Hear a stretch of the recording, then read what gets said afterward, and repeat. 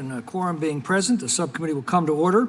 Without objection, the chair is authorized to declare a recess at any time. I want to welcome everyone to today's hearing on the Biden border crisis and the unaccompanied alien children crisis that has accompanied it. I'll now recognize myself for an opening statement. On Inauguration Day, our border was secure. The Remain in Mexico policy had slowed illegal immigration to a trickle. Court-ordered deportations were being enforced, and the border wall was nearing completion.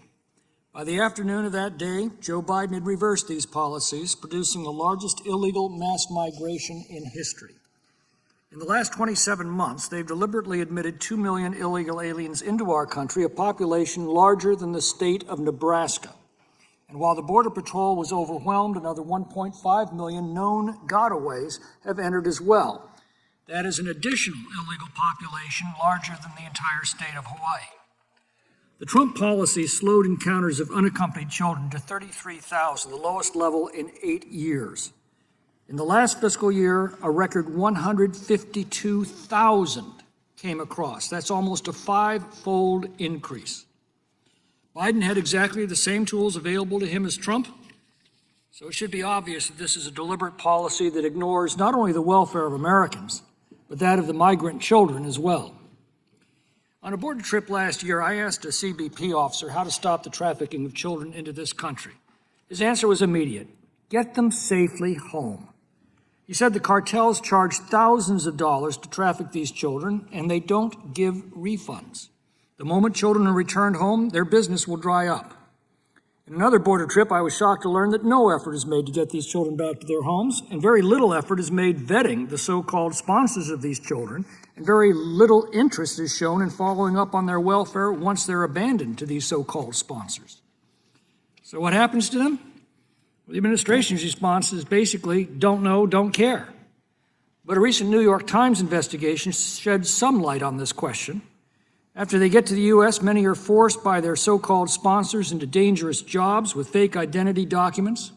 Earlier this year, a sanitation company employing over 100 illegal alien children in jobs in slaughterhouses and meatpacking plants in the Midwest paid $1.5 million of civil penalties after a federal court found that these children were using caustic chemicals to clean razor-sharp saws and working overnight shifts. And one of the great ironies of bill titles, the Trafficking Victims Protection Reauthorization Act of 2008, makes this possible. While children from Mexico and Canada are immediately sent safely home, all others are admitted. That's a tremendous incentive to send unaccompanied children to the border. In 2014, even the Obama administration recognized the danger and asked Congress to provide it with, quote, additional authority to exercise discretion in processing the return and removal of unaccompanied minor children from non-contiguous countries like Guatemala, Honduras, and El Salvador, end quote. The House passed a bill to do just that, but Senate Democrats blocked it. The Trump administration was able to staunch the flow with new and strict requirements to ensure the safety of these children was placed with a sponsor, as well as Title 42 expulsion authority. But in 2021, the Biden administration dismantled Trump-era requirements to vet sponsors and perform background checks for individuals in the sponsor household, many of whom are involved in smuggling the children in the first place. And the Biden administration stopped subjecting them to Title 42. We now know that the administration has simply lost track of over 85,000 of these children.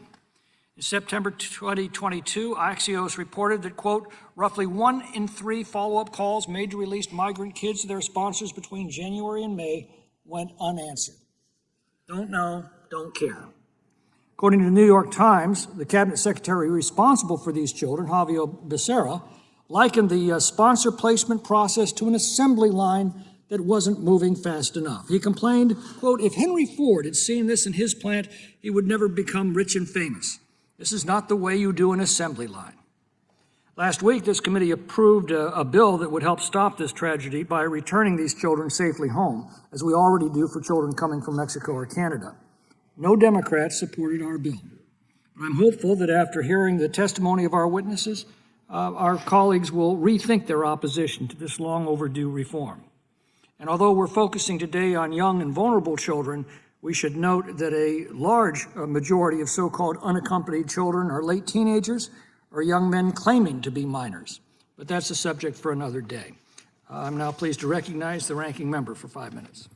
Thank you, Mr. Chairman. Since this is the first Immigration Subcommittee hearing of the 118th Congress, I just want to start by congratulating you on becoming chairman and also saying how honored I am to serve as ranking member. As the first South Asian American woman elected to the House, I came to this country by myself at the age of 16. It took me 17 years on an alphabet soup of visas to actually become a U.S. citizen. And prior to coming to Congress, I devoted a decade and a half to working on the issue of fair and humane immigration policy. So this is an issue that's both personal and collective for me. And I'm very proud to be the first immigrant to serve as either ranking or chair of this subcommittee. Looking forward to working with you and being in a position to help shape the debate of reforming our immigration system around the values of dignity, humanity, and respect. I also want to sincerely thank Representative Zoe Lofgren, who has for the last 15 years either chaired or been the ranking member of the Immigration Subcommittee. She is a stellar champion for a working and humane immigration system, and I know she's going to continue to be an invaluable resource for this committee and for our whole Congress. Now to the work of the hearing.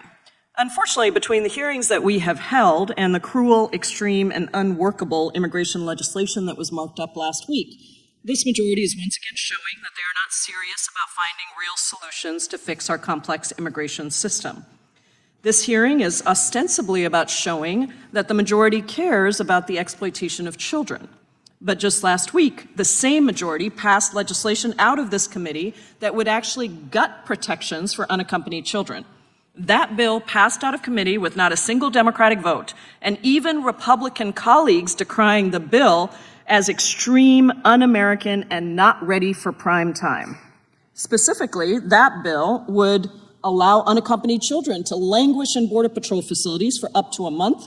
It would force children to appear within 2 weeks before an immigration judge with no access to an attorney, and it would send children back to their home countries where they are at high risk for exploitation and abuse. The bill would decimate the Bipartisan Trafficking Victims Protection Reauthorization Act, which Congress passed on a sweeping bipartisan basis, and establish the U.S. government's central framework for keeping unaccompanied children out of the hands of trafficking. Democrats want to protect children, not make it even more difficult for them to be safe. And we've got more work to do, real serious work to make that happen. I was heartbroken reading the New York Times articles about young children who were being taken advantage of by unscrupulous sponsors and employers, and the potential warning signs that were missed. This increase in child labor is actually a trend that has been steadily on the rise, especially since 2018 under the former president, and it's completely unacceptable. That's why I was very pleased to see that the Office of Refugee Resettlement has announced an audit of their sponsor vetting process, and I look forward to seeing the results of that audit. I was also encouraged by the Department of Labor and Health and Human Services' recent announcement of a variety of new efforts to combat exploitative child labor, including a new interagency task force to improve coordination and information sharing among agencies. At the same time, we know that the Office of Refugee Resettlement and the administration overall need more resources to do more to ensure the safety of kids. And we in Congress have a responsibility to provide sufficient funding to those agencies to do this critical work. That includes funding to increase post-release services for children after they're placed with a sponsor, as well as increased appointment of counsel. Improvement in both of these areas will help protect children from mistreatment, exploitation, and trafficking. The Department of Labor also needs to be more aggressive in going after these unscrupulous employers to the fullest extent of the law. Many of these employers, by the way, were using E-Verify, which just goes to show how ineffective that system is, which was in the majority's bill last week, and they should be held accountable for hiring kids and subjecting them and all workers to harsh conditions. Every policy is about real human beings, and so I just want to close with a success story of an unaccompanied child who came to the United States a few years ago. 15-year-old Alejandra fled the gangs of El Salvador with her 10-year-old brother and sought safety here in the United States. Here, they reunited with their mother after being separated for 10 years. When she arrived in the United States, Alejandra did not speak English, she had problems understanding her teachers, and she debated dropping out of school. But she drew inspiration from her mother and from the support network around her, including the legal representation that she was fortunate to obtain and she persevered. She ended up graduating high school as the salutatorian of her class and going to George Washington University on a full ride where she majored in biology. There are so many Alejandras out there waiting for Congress to help keep them safe and help them succeed by passing humane immigration laws. That's what we should be focused on today. I look forward to hearing from our witnesses today. The protection of children from exploitation, abuse, and trafficking should be a bipartisan issue. I hope my colleagues approach it that way today. I yield back.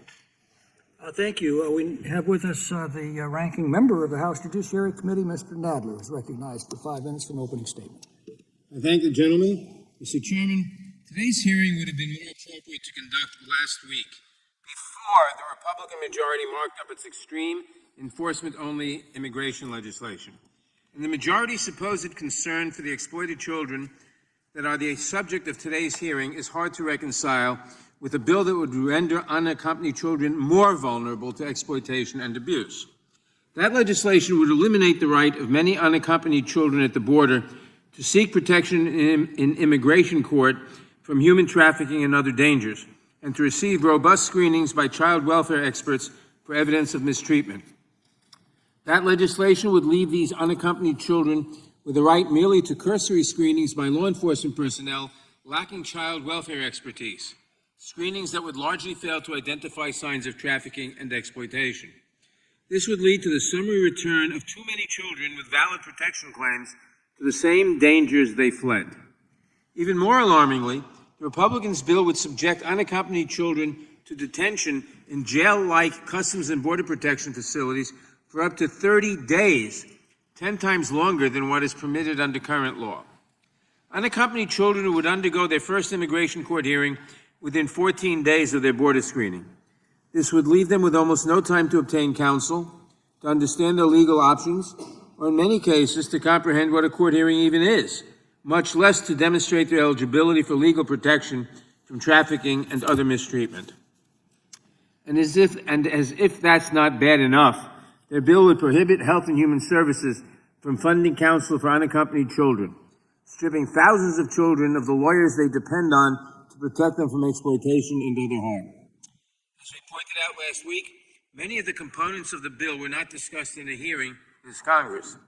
That makes sense, given that we are 4 months in and this is the first hearing the Immigration Subcommittee has held.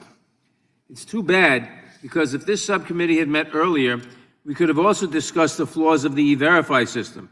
Some of the companies that employed and exploited the children who are the subject of recent reporting use the E-Verify system to ensure that their employees are eligible to work. It clearly did not work correctly, or it was abused. It would have been helpful before we marked up legislation that mandated nationwide E-Verify to learn about these issues. We could have discussed how H.R. 2640 contains modest protections for authorized workers, but it assigns no penalties to employers who violate these protections under E-Verify, rendering these provisions practically meaningless. Yes, I think the committee would have learned a lot if it had actually held a hearing on this issue before marking up that cruel and extreme piece of legislation. At last week's markup, we heard a lot from our Republican colleagues about the so-called missing 85,000 kids as reported by the New York Times. Let's be clear, that headline was misleading when such allegations were made against the Office of Refugee Resettlement under the previous administration, and it is misleading today. We will discuss that issue in greater detail during the hearing. However, the New York Times reporting of children unlawfully working in factories, slaughterhouses, and other dangerous jobs is very concerning. ORR and the Department of Labor have taken some positive steps forward to address these issues. But make no mistake, more must be done. That will take significant resources devoted to both agencies. Agencies that would likely see draconian cuts if the Republicans are successful in their effort to hold our economy hostage to their extreme debt reduction demands while they threaten a catastrophic default on our nation's credit. As we consider federal efforts to address the exploitation of children, it is not helpful that in multiple Republican legislatures across the country, states are loosening their child labor laws to allow children to lawfully work in some of these dangerous occupations. The fact that Republicans are actively making it easier for young teenagers to work in assembly line plants, slaughterhouses, and night shifts in states like Iowa and Arkansas is appalling, and it only encourages the exploitation of these vulnerable children. It is hard to take seriously a party that boasts of its concern for exploited children while simultaneously stripping vital protections from unaccompanied children, promoting policies that would create the conditions for these children to be exploited, and then starving agencies of the resources necessary to protect them from exploitation. If Republicans want to engage in a serious effort to protect children, Democrats stand ready to work with you. I look forward to hearing from the witnesses today. I yield back the balance of my time. Thank you. Very honored to have four witnesses with us today.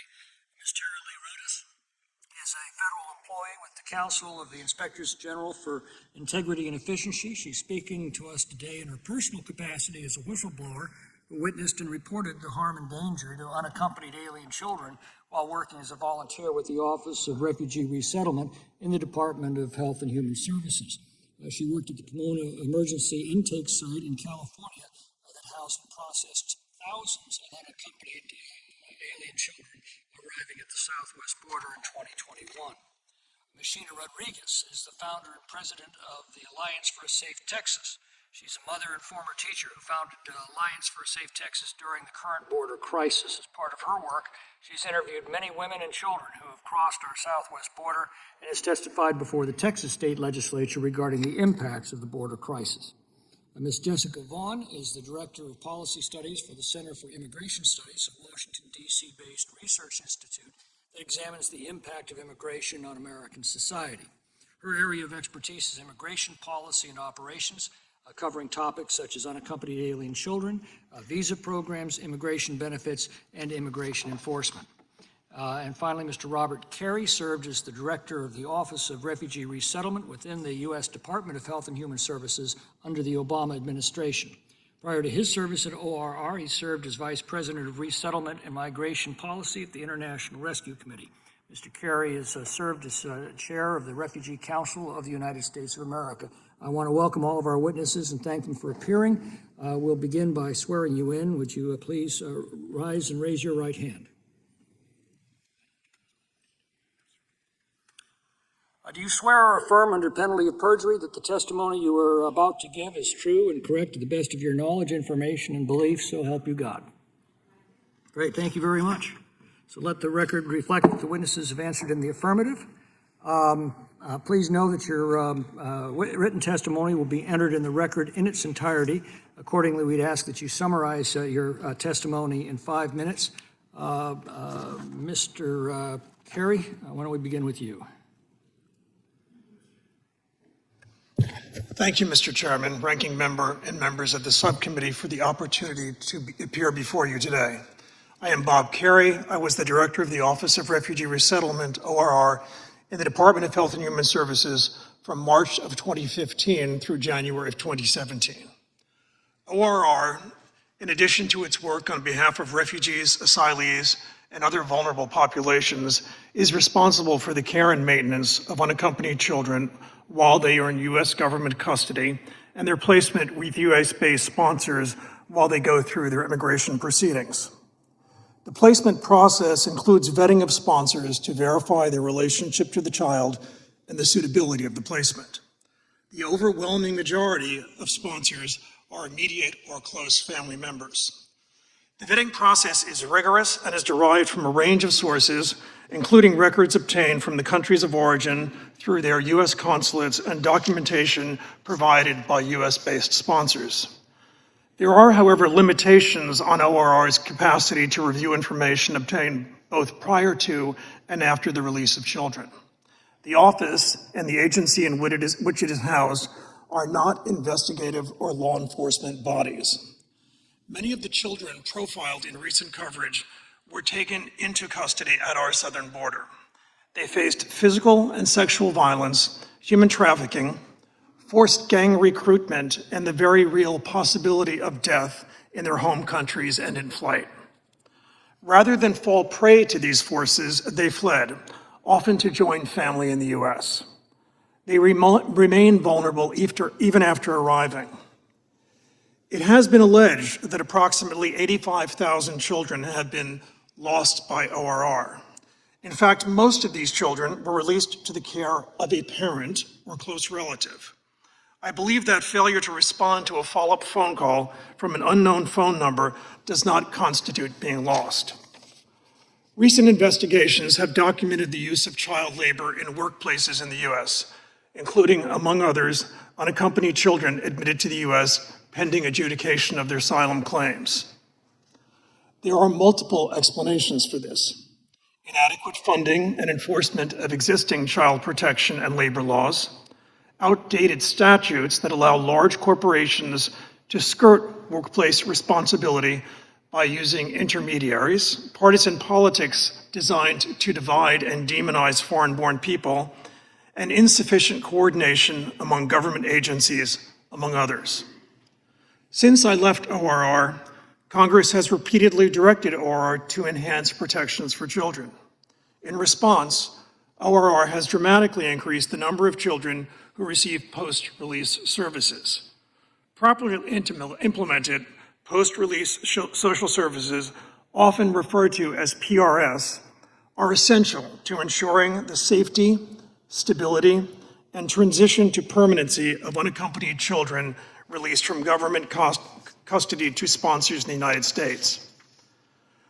I am pleased to see ORR's progress, as I believe these vital services are vital tools to ensure a child's safety while they go through immigration court processes. Further, ORR has stated that it plans to provide legal representation to 100% of unaccompanied children by the end of fiscal year 27, which is an essential objective. No less crucial for protecting children is access to an attorney.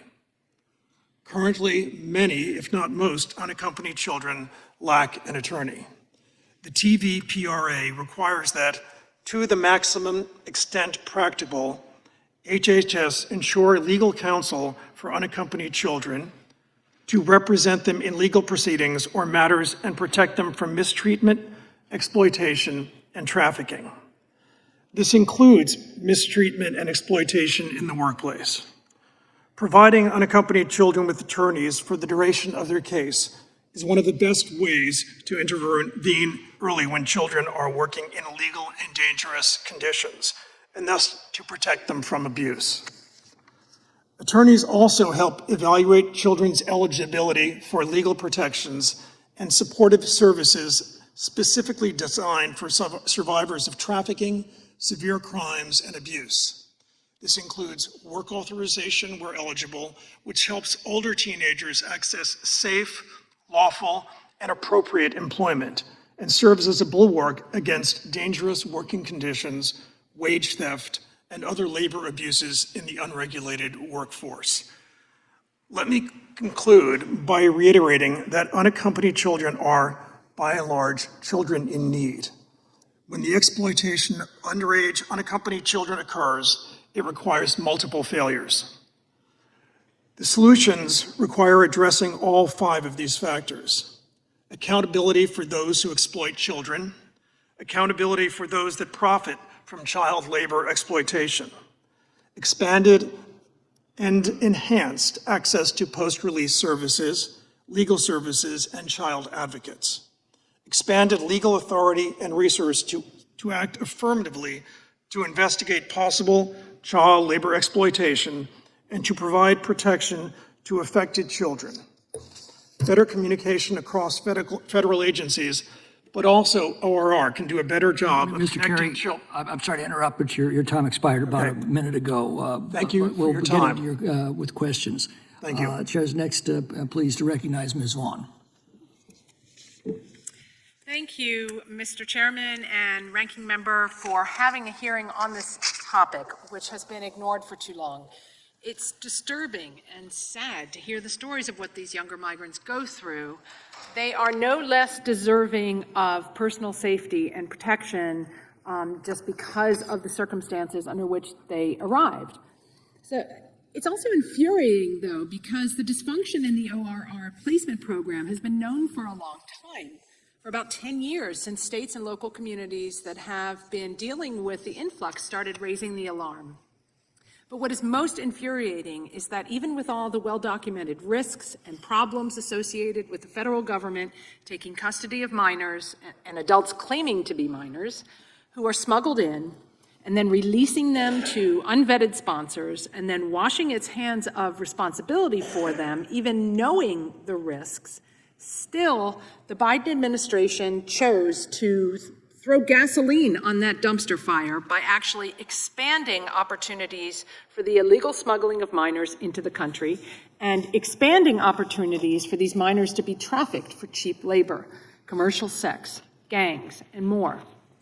It was done by dismantling the relatively effective policies enacted by prior administrations that had tried not only to improve the UIC placement system and mitigate the risk of trafficking, but to decrease the flow of child migrants. Under the Biden policies, the annual number of UACs referred to HHS custody after crossing illegally has tripled, from an average of 40,000 a year to more than 120,000 in each of the last 2 years. Half of the 600,000 unaccompanied minors who've been released in the country since 2012 have arrived on Biden's watch. Not only did he relax border controls and suppress immigration enforcement inside the country, when the numbers predictably exploded, his officials responded by gutting what few meager protections for child migrants still existed. As HHS Secretary Becerra revealed in his now notorious video statement, the goal was to release these kids faster, with fewer questions asked, to make it a more efficient assembly line. And this assembly line is staffed by crony contractors spending billions of taxpayer dollars on what is now a pipeline for child labor trafficking. It is truly an urgent task for Congress to address this problem. There is no question that the placement process for UACs can be improved. These improvements should be informed by experts like those here today who know the system, by child welfare agencies within the states and communities where the migrants are placed, and by the federal immigration and other law enforcement agencies who understand the smuggling and trafficking business. We need these improvements, and we need more oversight on HHS and its contractors. Just last night, I got a message from an insider voicing their concern about how HHS lets its contractors operate the youth migrant shelters with unlicensed and untrained staff who apparently are utterly unqualified to be in charge of these kids. We would never allow this to happen in a school or any other juvenile setting involving American kids. But fixing the shelter and placement system is not going to solve the problem, really. Based on my experience, I see no chance that the federal government can construct a system for processing unaccompanied illegal alien minors that is up to the task of handling the huge number of kids, more than 120,000 last year, who will continue to come, who will continue to be put in the hands of criminal smugglers, traffickers, unscrupulous employers, abusive sponsors, as long as they know that they're going to be released into the country once they get here. The fundamental problem which Congress can solve is with the law.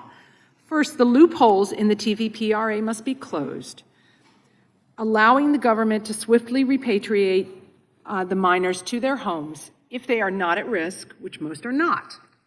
And Congress must direct and fund ICE to boost its anti-trafficking and its worksite enforcement activities to go after the illegal and exploitative employment of the young migrants. It is also imperative to restore ICE's authority to arrest sponsors who it finds have been involved in the smuggling or trafficking or illegal employment of these minors, which was taken away from them by the Harris Amendment that passed a couple of years ago, which I noted in my written statement. Congress should use its appropriations authority to force HHS and DHS to have meaningful coordination with state and local governments and their child welfare agencies. And finally, Congress should reform other provisions in the law that entice minors to come illegally, such as the Special Immigrant Juvenile Program, which should be limited to accommodate only those youth who have no responsible parent or guardian to care for them. Thank you. Great. Thank you very much for your testimony. And next we'll hear from Ms. Rodriguez for 5 minutes. Good afternoon, and thank you, Chairman and members of the committee, for giving me this opportunity to present my eyewitness testimony and express my concerns regarding what is happening to the children at the southern border because of the current administration's policies. I am Sheena Rodriguez, founder and president of Alliance for a Safe Texas. As a U.S. citizen, mother, and former educator who deeply cares about our country and the welfare of all children, I was compelled to see for myself what was occurring at our southern border. I have been to various parts of the border in Texas and Arizona nearly 36 times in under 2 years. What I have witnessed would and should disgust and terrify every American. In April 2021, when Texas Governor Greg Abbott learned of allegations of abuse of unaccompanied minors in a federal facility in San Antonio, he stated, quote, "The Biden administration is presiding over the abuse of children." He also called on the administration to shut these facilities down. Instead, the administration has only expanded them without communicating with state and local authorities. Local communities are not told how long the minors will be there or where they will go when they are released, and with no concern to the local of impact to the local cities. I am requesting that Congress launch a full investigation into the federal agencies responsible for approving these contracts. These are just a handful of many examples I have encountered. During one border trip to the Del Rio area in December of 2021, the group I was with encountered 6 men who had illegally entered the U.S. and were hiding in the brush. They surrounded our vehicle, believing that we were their transport to smuggle them further into the U.S. When we spoke to them, they said that they had witnessed cartel operatives murder children who were traveling alone and could not pay the smuggling fees. One man claimed he witnessed children being used and traded as currency. In another encounter in La Jolla, I met and spoke with a 10-year-old Honduran girl who arrived by herself carrying only a small piece of paper with handwritten phone numbers on it. She stated the numbers were given to her by a woman in an NGO along the route, who told the young girl the numbers were to her father, who she said that she would be staying with, a man the young girl claimed she had never met or spoken to. Also in La Jolla, I met a 14-year-old girl reportedly abused by her father and claimed that she was held for 11 days in a bodega and abused further. Similarly, she was told by a stranger that she would be going to stay with her mother, who the teen claimed, again, she did not know. I also met teenage boys between the ages of 14 to 17 who claimed cartel operatives often transported children through Mexico and held them at the bodegas where armed cartel members stood guard. Many were told they were going to stay with sponsors in America, with several claims, again, that the teens had never met or personally communicated with their supposed sponsors.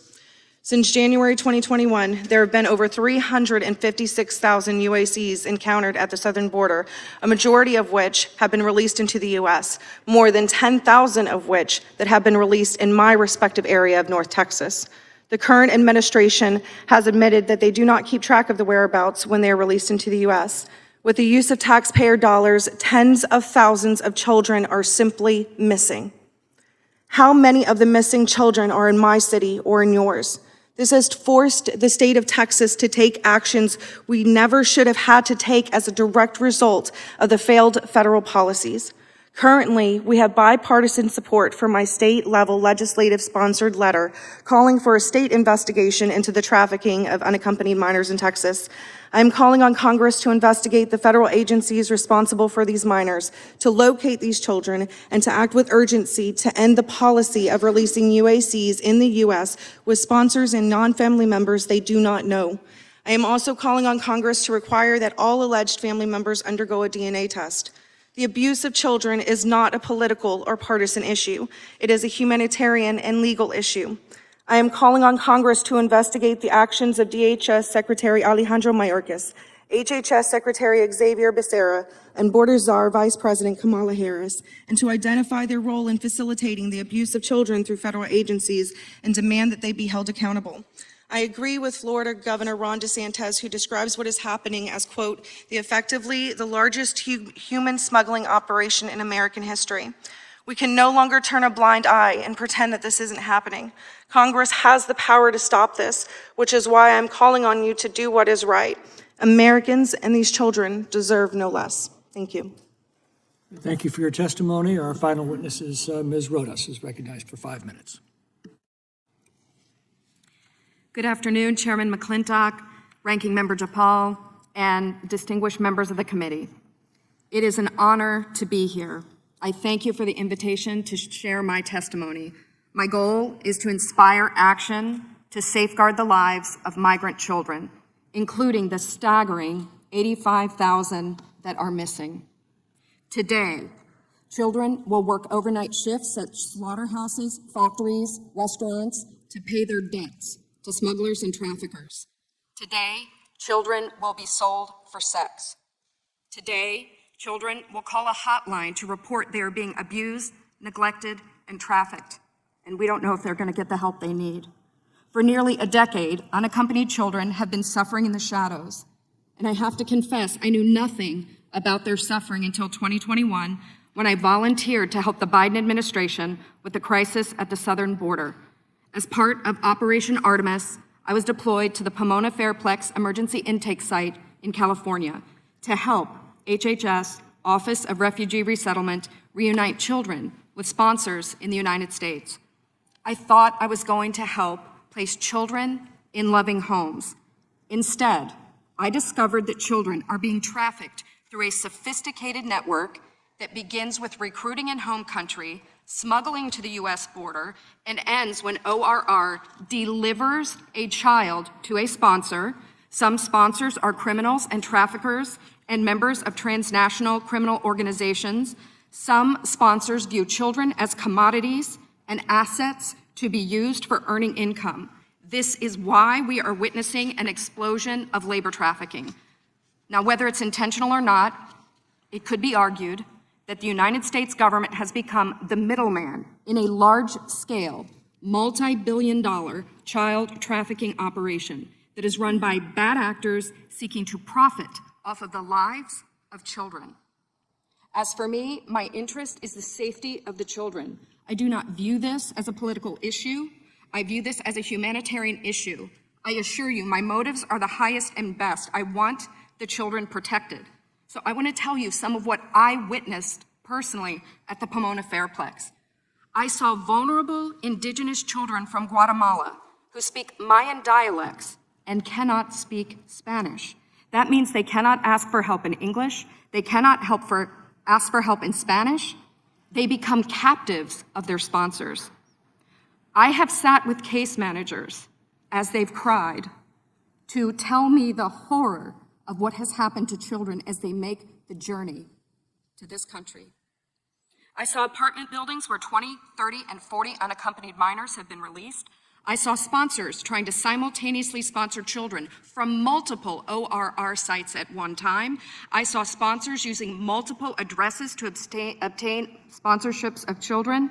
And I saw numerous cases of children in debt bondage, and the child knew they had to stay with the sponsor until the debt was paid. Realizing that we were not offering the children the American dream, but instead putting them in modern-day slavery with wicked overlords, was a terrible revelation. A terrible revelation. These children are a captive victim population with no access to law enforcement or knowledge of their rights. They are extorted, abused, neglected, and that is why I blew the whistle in 2021.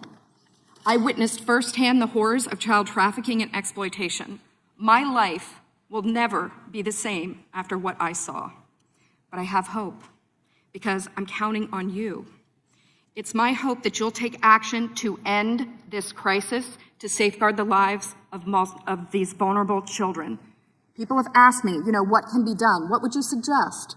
Well, first, I think HHS's #1 priority is oversight. They must commit to oversight, transparency, and accountability.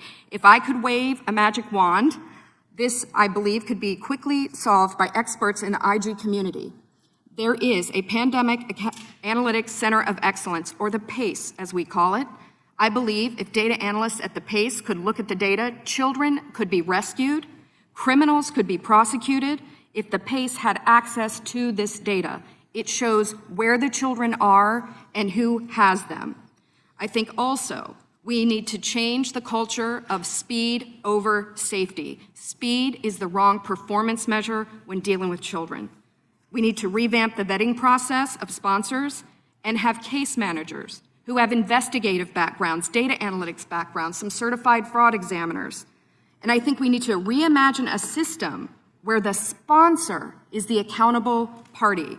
Sponsors should be required to report to ORR. And lastly, stop retaliating against whistleblowers. Stop retaliating against the people who are trying to tell the truth to save the children. As it is written, a wise man listens to advice, while a fool continues in his folly, and HHS needs to be wise to care for these children. Thank you very much. Your time's expired. Okay, thank you 45 for seconds. the opportunity. You're very welcome, and we'll get to questions now. Under the 5-minute rule, would begin Mr. Van Drew of New Jersey. Thank you very much, Mr. Chairman.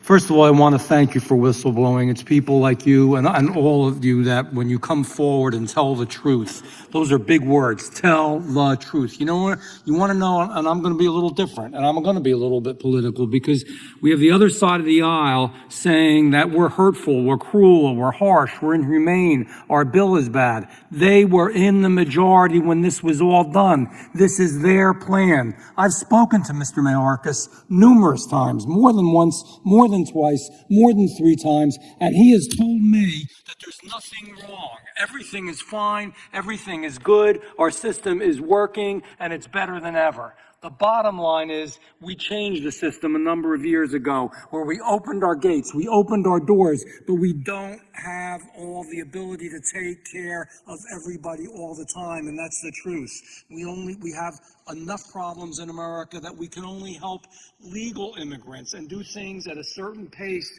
We just can't let the gates be open, and that is exactly what was happening under this administration. It's exactly what they've done. I don't want to be partisan.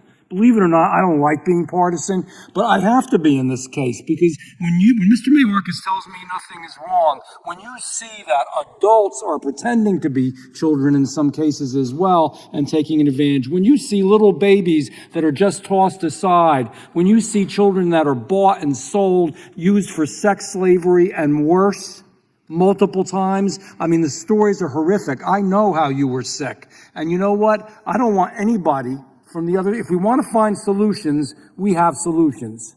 And people have to stay home or go back home, and we need legal immigration, and we need a border that really works, a border that is solid, a border that doesn't allow this to happen to children. But you know what the real goal here is? To bring in as many undocumented people, and you talked about speed, and that's the way they're doing it, as they possibly can, as fast as they can, to just bring them in so the numbers go up double, triple. We see just millions upon millions of undocumented illegal immigrants. It doesn't do them good. It certainly doesn't do these children good. And that's what's cruel. That's what's harsh. That's what's inhumane. That's what's wrong and what's going on. And it has to be stopped. We do need a system, and we do have to look at HHS. That should have been done in the beginning 2 years ago when this all started.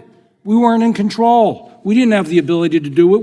We talked about it. We asked about it. We pushed for a change, but we didn't have the ability to do it. So I don't want anybody, and if they can do it, but man, you come to me and say that it's my fault in the minority at the time, or that it was the Republicans' fault, or that we're mean, bad people that want to hurt. No. This is the system that you all set up on the other side of the aisle. This is your system. This is what you did. This is what you made. And of course it's not going to work. Of course it's worse. It is so much better if they're trying to bring children that are undocumented over. Let them go back to their home. Let them go through a legal process. I know it takes time, but it's the only way that it's going to work. We are destroying our country. We're hurting little babies. We're destroying other countries in the way that we're doing this. And what we're also doing is making a place for the cartels in America. I read somewhere recently, they said, our latest challenge is going to be, it's going to have to be like the military to go after the cartels. The cartels shouldn't even be in America. They shouldn't have the ability to do this to these children. These children and their families, whatever, are given false hope and false aspirations, and I'm tired of it. And I'm tired of being blamed for something that somebody else made, that somebody else created, that we didn't do. And Mr. Chairman, I yield back. Oh, I'm sorry. I'm going to actually yield. Yes.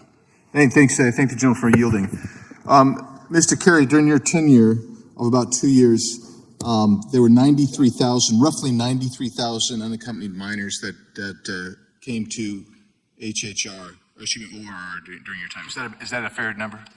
Fair statement? You need to put the microphone on. I would have to check on those numbers. That's what the official website indicates. And are you familiar that since January 2021, there's been 356,000, just under 357,000 unaccompanied children that have come across? Yes, I'm aware of that. Thank you. I'll yield. Thanks. Gentleman yields back. Ms. Jayapal for 5 minutes. Thank you, Mr. Chairman. I want to discuss the 85,000 so-called lost children that we've heard so much about in this committee. Mr. Carey, as you testified, the New York Times wrote a detailed article with some very concerning stories related to unaccompanied children unlawfully working in some very dangerous conditions, and I've said before that these incidents are extremely upsetting. They need to be addressed. The article also discussed how the Office of Refugee Resettlement did not know the whereabouts of those 85,000 unaccompanied children who have been released to sponsors since the Biden administration began. Many outlets and some of my colleagues have latched onto this headline to claim that the Biden administration has, quote, lost 85,000 children. And so I want to start with the most important question, because you ran the Office of Refugee Resettlement. Are those children actually lost by the federal government? No, they are not. Approximately 85%, and during my tenure, 90% of those children were going to parents or very close relatives. Upwards of 70%, I believe, were going to their parents. So it was the reunification of families that was taking place. Now, it is true that some of those calls are not answered. However, not answering a phone call, I do not believe constitutes losing a child. There are some very legitimate reasons why those calls might not be answered. There are no numbers from the U.S. government. They're not recognized. I think that, understandably, people do not answer calls from unknown numbers. They may be fearful of traffickers, I don't know, other forces. So, in short, I do not believe that constitutes being lost. So when somebody says lost, what they're talking about is that a phone call to verify and speak to the child was not answered. And then that gets constituted as, quote, lost. So if I remember correctly, in 2018, the previous administration was accused of the same issue when headlines appeared stating that the Trump administration lost 1,500 children in a 3-month period. Is that correct? Yes. And those claims were untrue as well? I believe those claims were in fact true because the families were separated. Some children went at the time of entry, they were separated, and there were databases that did not track where the parents went and where the children went. So the situation was substantially different. And you're talking about a time when the Trump administration actually separated thousands of children from their families. In fact, I remember going and visiting some of those parents in a federal detention center. They had no idea where their parents were, and in fact, the government had no idea where those kids were. Can you discuss why the Office of Refugee Resettlement does not do more in its follow-up? I mean, that is one of the things that has been raised that I think we all want to understand. In your opinion, what more could the Office of Refugee Resettlement be doing?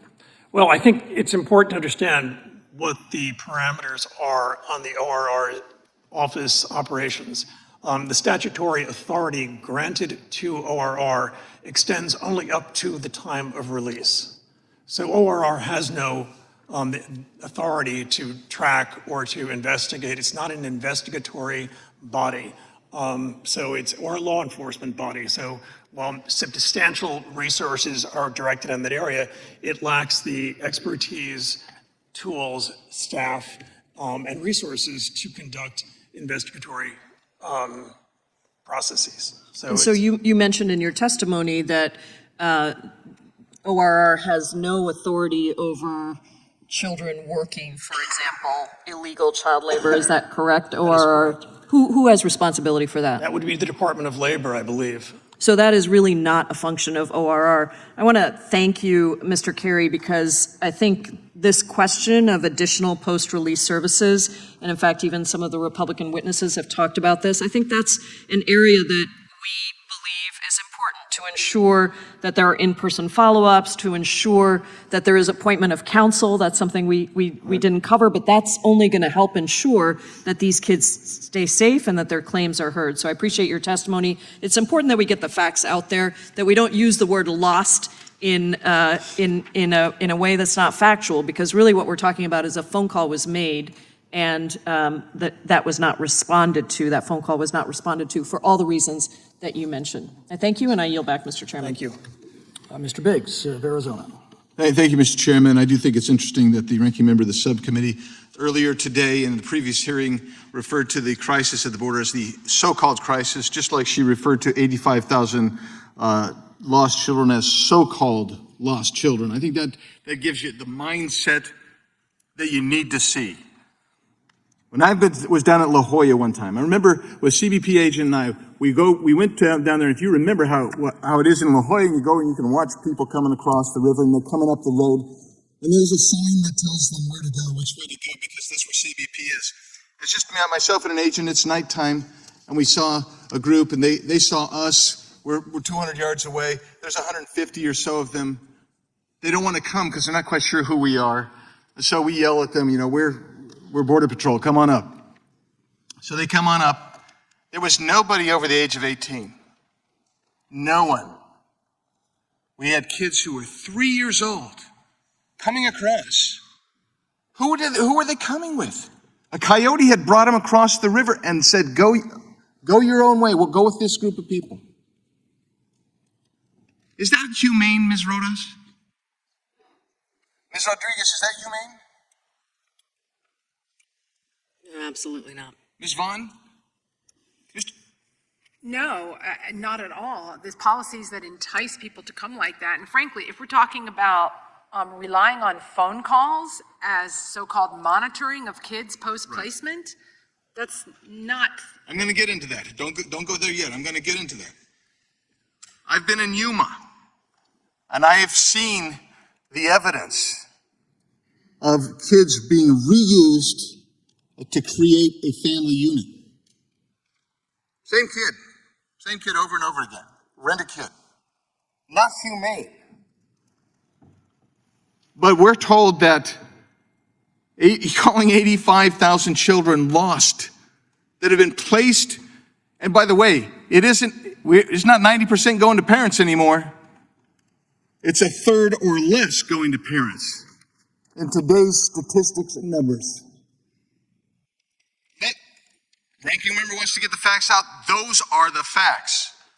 Now, Ms. Rodas, you have said that the U.S. government is the middleman in a multi-billion-dollar migrant child trafficking operation. What did you mean when you used the term middleman? Microphone, please. So the United States government is receiving the children from the smugglers at the border.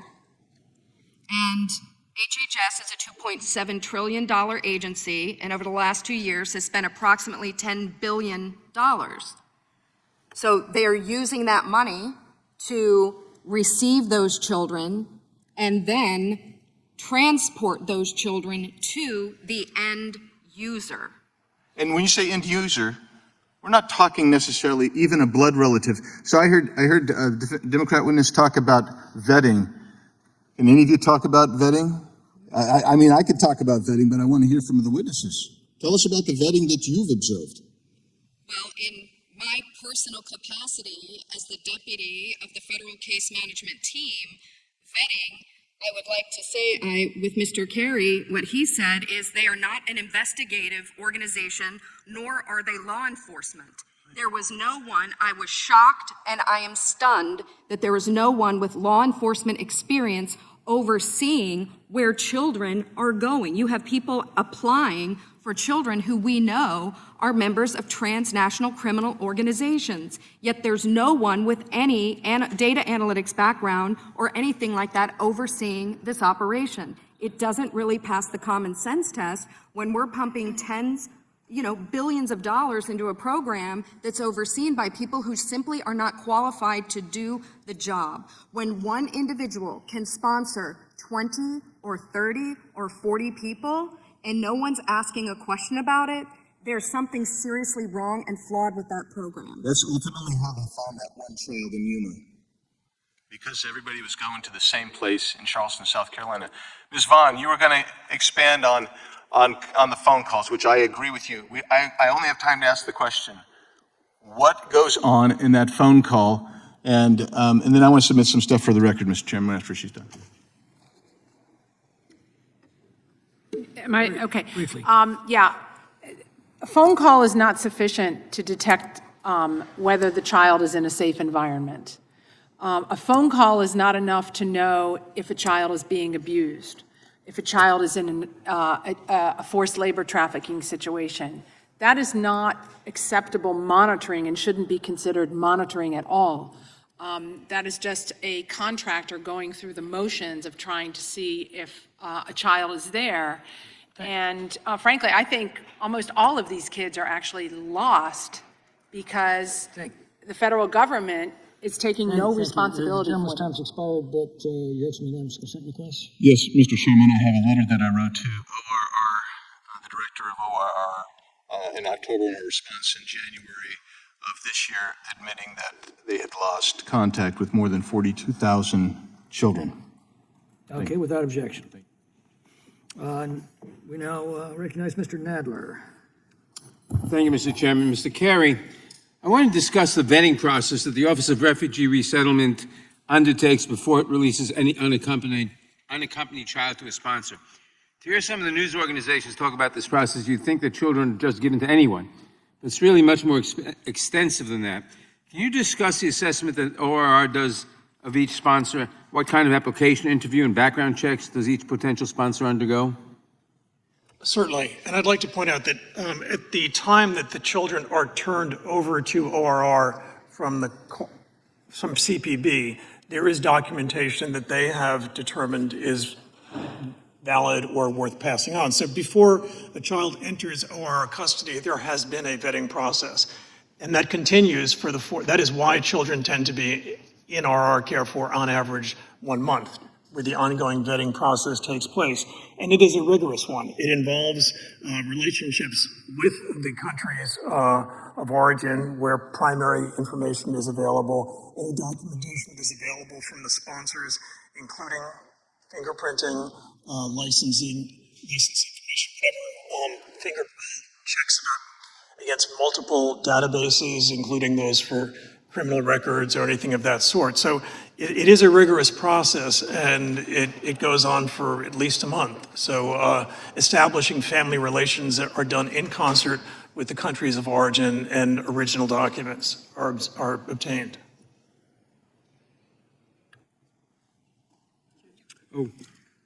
Despite the fact that there have been some pretty heartbreaking stories of sponsors being traffickers or using their children to work, it's my understanding that this past fiscal year, over 85% of sponsors are close family members. Is that correct?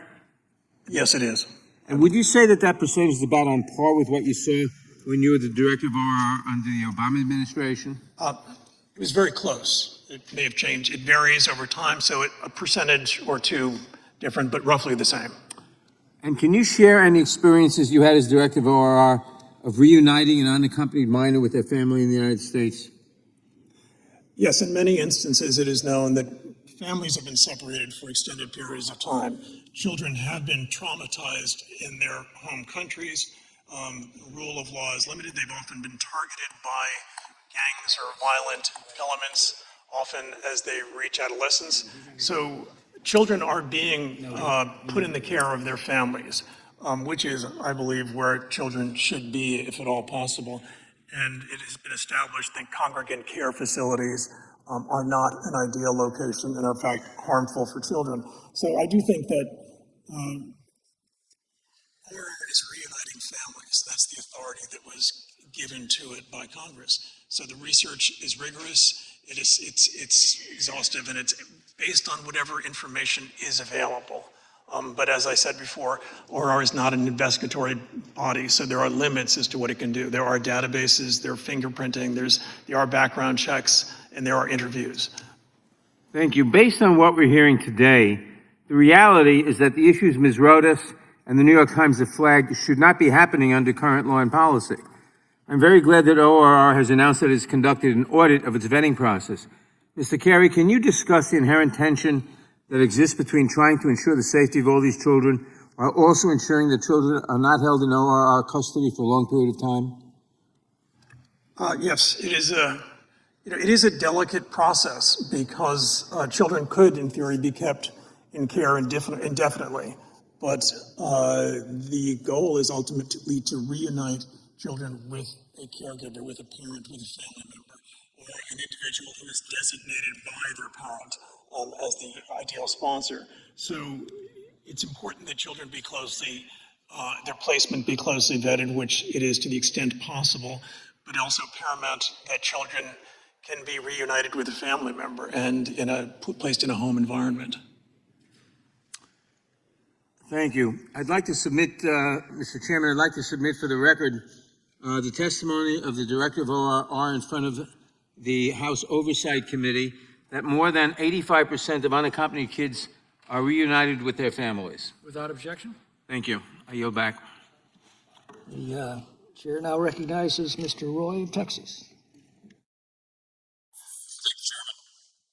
I would note that were my child one of the 15%, even if I take the chairman or the ranking member, I should say, at his word, I would be pretty frustrated about your child being lost. If you take your kids to school and they say, well, we kept up with 85% of them, boy, would you feel good about the education system? Because what about those other 15% of kids? Even if you take the ranking member at his word. I've got a FOIA request here from Judicial Watch this is now 6 years dated. It has a laundry list of incidents put out by ORR through a FOIA request detailing laundry list of abuses of children. This one, young girl reported she was inappropriately touched by an unknown male immigrant in the group after entering the U.S. Another one, several peons reported staff they were inappropriately touched. Another one where somebody paid money to have sex with her. Another, I just go down the list of hundreds of these examples. And somehow in the greatest country in the history of the world, the most powerful country in the history of the world, we think this is a system that we should defend. It blows my mind that my colleagues on the other side of the aisle want to defend a system of laws that allows this to occur to children and then brush away that MAGA extremist New York Times for daring to point out that 85,000 kids aren't being found from the first contact, my colleagues on the side of the aisle say. Oh, okay. We just didn't get them on that first call. I would ask each of the witnesses very quickly, do you think that the data is showing that since President Biden took office that 356,665 unaccompanied alien children have crossed the southern border that we know of and been placed in HHS custody?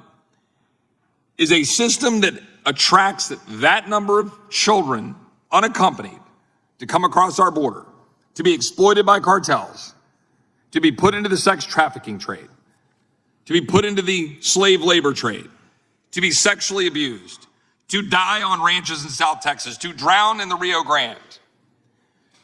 Yes or no? Is that a system that you're proud of as an American and that you think is good? No, Congressman. Thank you, ma'am. Ms. Rodriguez. No, sir, I'm appalled. Ms. Vaughn. No, indeed. Mr. Carey. I'd like to point out, It's yes or no question. Are you proud of a system in this country that has 356,000 unaccompanied alien children that allow that to occur to children? That we know, by your own acknowledgement and testimony, by our own understanding, children are being abused, raped, they get killed in this process. The system that we've created to allow and attract that flood across our border, do you think that is a good system, and are you proud of it as an American? these children are fleeing violence and threats of death in their country. The numbers have been spiking under this administration because of the policies of this administration, and it is well documented. I just want to make clear, you're standing behind the policies of this administration, that you're proud of these policies and what that is allowing to occur to these children. I do not currently work for the administration. Doesn't matter to me. Are you proud of this administration's policies and what currently is occurring to these children because of the policies attracting 356,000 unaccompanied alien children when we know the data? 85,000 lost, reams of scores. You worked there, you know, of the rapes, of the people getting killed, of the slave labor. Do you think this is a system that we should say we're proud of? I believe we should provide protection to children who are fleeing death and persecution. Let me ask you a different question. And they should be allowed an opportunity. Do you believe that the TVPRA policies adopted, that unchecked and unfixed by this current Democratic administration and by my colleagues on the other side of the aisle, did that have anything to do with attracting all of those children across the border?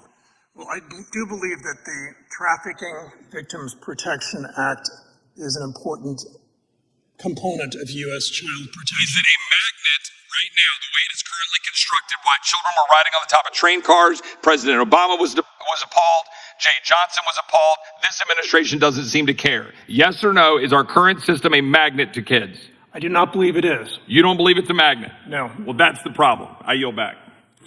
Gentleman is back. Next, Mr. Swalwell. Thank you. Ms. Rodriguez, welcome, and thank you for coming today to testify. Ms. Rodriguez, were you at the Capitol on January 6th? Was I at the Capitol? Yes. No, sir. I was on the premises outside of a reflection pond, waving a flag. So you were in the Capitol grounds? I'm not sure if that's technically Capitol grounds. I was near the street. Is this your tweet right behind me at 3:05 on January 6th, 2021? I really do not know. Are you at Secure Border TX? Yes, sir. Okay. Can you see that picture? I can. Mm-hmm. Did you go any farther than where you were in that picture? No, sir. Did you ever cross any police barricades on January 6th? Not that I'm aware of. Did you ever see any violence on January 6th? No, I did not. I did see a red flare go up. I don't remember the time, but that was about it. I did not encounter any violence. As a matter of fact, it was quite peaceful. I was involved in some prayers the day before. So, January 6th, over 150 officers were injured. One lost an eye, one lost a finger, one lost a life, but you didn't see any violence. No, sir, I did not. That was not my experience. You agree, though, that violence against police officers took place that day? Sir, I'm not quite sure what this has to do with the exploitation of children, like the young girl who wore this band. Sure. I guess you were called, you publicly tweeted this, the majority knew that you were on the Capitol grounds on January 6th. And so, your credibility is, just as every witness, including the Democratic witness, is fair grounds for questioning. And so I guess my question is, you are aware that violence took place at the Capitol on January 6th. That's what the media says. Okay. Do you believe the media? Inherently, I do No, not. about January 6th. About January 6th, I can only go by my personal experience. And I absolutely, if waving a flag and praying outside of the Supreme Court and standing outside waving a flag on public property is a crime, I'm not quite, again, I'm really not sure what relevance. We have children that are being raped using our taxpayer dollars. There were not I'm not waving. quite sure what this has to do with me waving a flag has to do with. You were among a crowd that did commit violence. And my question for you is, and I accept your word, you did not commit any violence that day, you didn't see any violence that day. Certainly, it's not a lie, it's not made up that 150 officers were injured. But my question is, to your credibility, will you condemn the violence that took place against the officers that day? I absolutely condemn any violence, including the violence that is occurring at our southern border using our taxpayer dollars. Absolutely. Okay. And did you tell the majority before they invited you here that you had participated on the Capitol grounds on January 6th? Did I tell the majority that I waved a flag on? Did they know that public you grounds? had been at the Capitol on That January 6th? was not a question that I was asked. No, sir. And as it relates to January 6th, you also posted a tweet that encouraged people to attend that day and, quote, fight for Trump. Do you remember writing on January 1, 2021, imagine over 1 million patriots screaming, fight for Trump, think Congress and the Supreme Court will hear us. When you say fight for Trump and then there was actually fighting, physical fighting on behalf of Trump, what did you mean? Are you stating that I tweeted that? You don't remember tweeting? No, sir, I honestly do not. Okay, so on January 1, 2021, you sent a tweet that said, imagine over 1 million patriots screaming, quote, fight for Trump on the 6th. Think Congress and SC, which I believe is Supreme Court, will hear us then. Hashtag fight for Trump. Your testimony is that you did not say that. I'm saying I honestly do not remember tweeting that. I was not very active on Twitter. Well, you also tweeted at 4 o'clock, I just got home, you said I just got whole safely. I think you meant home. At BWI Airport, as the gate filled up with those of us with Trump gear on and several Army soldiers, mere time to boarding, our gate was surrounded by airport. The gentleman yield for a moment? No, I will not yield. So you tweeted regularly throughout the days leading up to January 6th. You asked people to fight for Trump, and then you took a picture of yourself near the Capitol. So I just want to know, when you say fight for Trump and people ultimately fought for Trump, do you regret those words? Sir, I do. The second one that you just read, yeah, because that was a very traumatic experience. I couldn't understand why my gate surrounding and in BWI was surrounded by guardsmen, and how we as a whole, everyone that was on that plane, were threatened to be removed. I could not understand because, again, I did not experience any type of violence. As far as the first one that I would have to go back and look at that. I really do not honestly remember tweeting Sure, that first. I'll make sure we Gentleman's time give it to has you. expired. Mr. And Nels. I just want to correct, I said January Gentlemen, 6th for the five BWI minutes. airport. It was January 7. I just want to, January 7 was when you tweeted about Mr. BWI. Nels. Thank you, Mr. Chairman. Ms. Rodriguez, I apologize that you're here for a hearing on the border. They don't want to talk about a border. Mr. Swalwell is down there. Obviously, everybody knows he's made some comments. He's got a checkered past. He's alleged I'm sorry, relationships. a checkered past? I would ask. It's my time. Alleged affairs, Checkered relationships past? with No, with Yum sir. You Yum. don't get to say that shit. That's not true. He had alleged relationships with And- Yum Yum. I asked the gentleman's words to be taken down. You don't get to say Mr. that, Chairman, pal. I asked the We ask that gentleman's the words to be gentleman's taken down as casting a slur on another member. I am here. He's making. I asked the words of the gentleman be taken down as casting a slur Let us on another have, member. let us have some order and civility here, and we will take up the issues one by one. Mr. Chairman, I ask that the words of the gentleman be taken down as expressing a slur on another member. I join in that request. And the specific words were? He mentioned that Mr. Swalwell had a checkered past. I don't have the rest of the exact words, but it was a direct slur on a member of this committee. That is not acceptable. We are going to consult the precedents and take temporary recess. Thank you.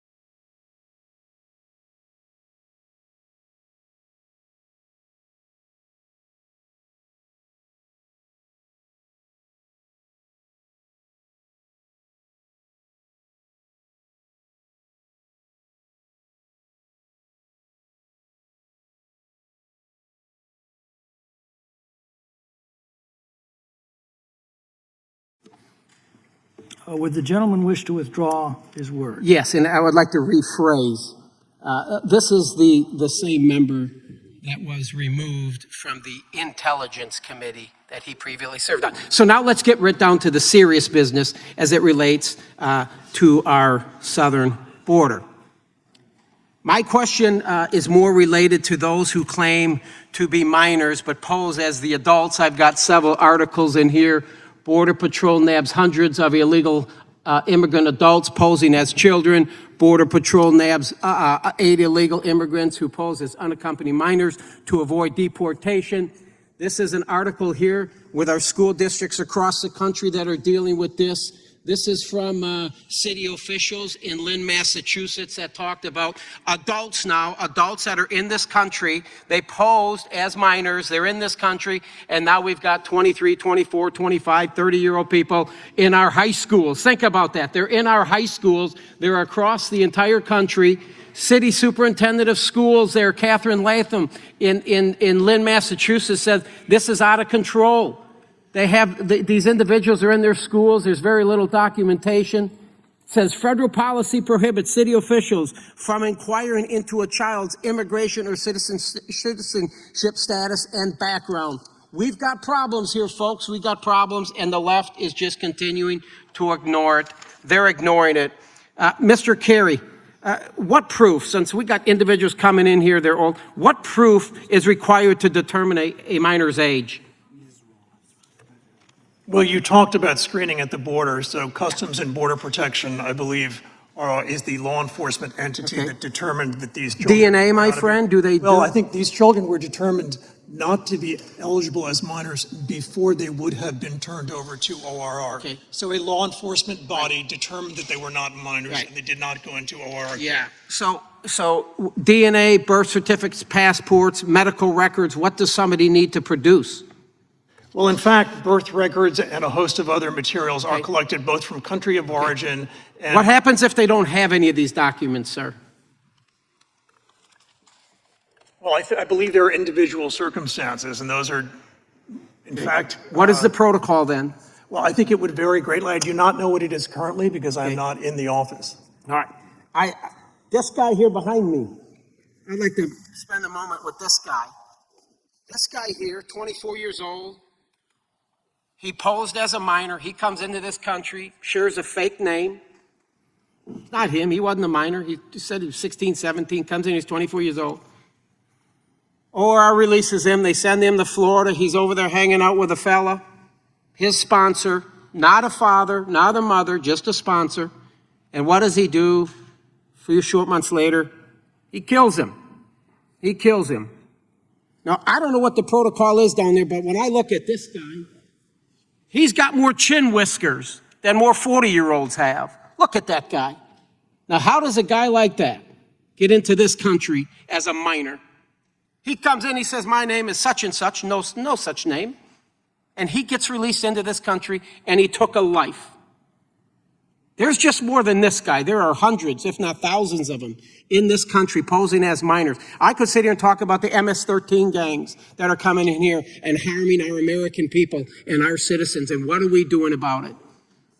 Ms. Vaughn, I wish I had more time. I do. Ms. Rodriguez, ma'am, thank you for what you do. Thank you for exposing what this administration has done to this country, putting the American people last each and every time. But we're in control now, and I can damn well tell you help is on its way. Thank you, sir. I yield back. Ms. Ross. Thank you, Mr. Chairman. Earlier this year, I joined several of my colleagues on this committee to visit McAllen and Brownsville, two Texas border towns. While there, we visited an Office of Refugee Resettlement facility that houses unaccompanied children. All of these children had families or sponsors in the United States who were waiting to take them.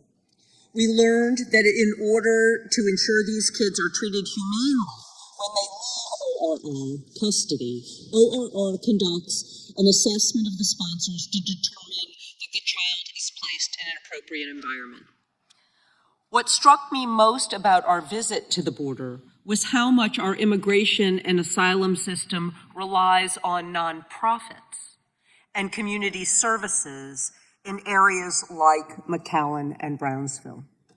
The Biden administration is working to scale up post-release services through which children and their sponsors are connected to community-based services with the goal of being able to provide these services to every child soon.